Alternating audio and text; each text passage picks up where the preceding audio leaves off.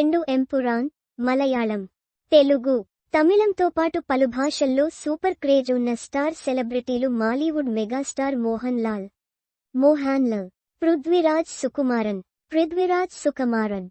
ఈ ఇద్దరు pan India యాక్టర్ల కాంబోలో వచ్చిన చిత్రం L2 ఎంపురాన్.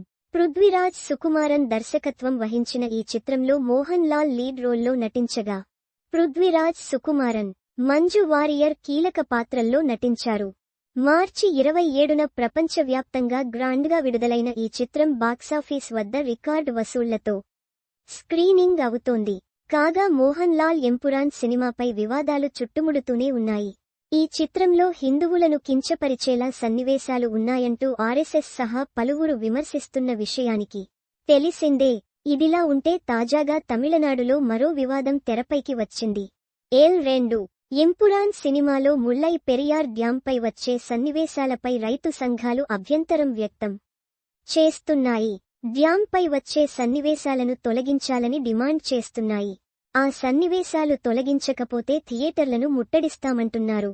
మోహన్ లాల్ ఆస్తులను ధ్వంసం చేస్తామని, నిర్మాతలకు సంబంధించిన కంపెనీలపై దాడి చేస్తామని రైతుల సంఘాలు హెచ్చరికలు జారీ చేశాయి. ఈ నేపథ్యంలో మరి పృథ్వీరాజ్ సుకుమారన్ అండ్ మోహన్ లాల్ టీం ఎలా స్పందిస్తుందనేది చూడాలి మరి.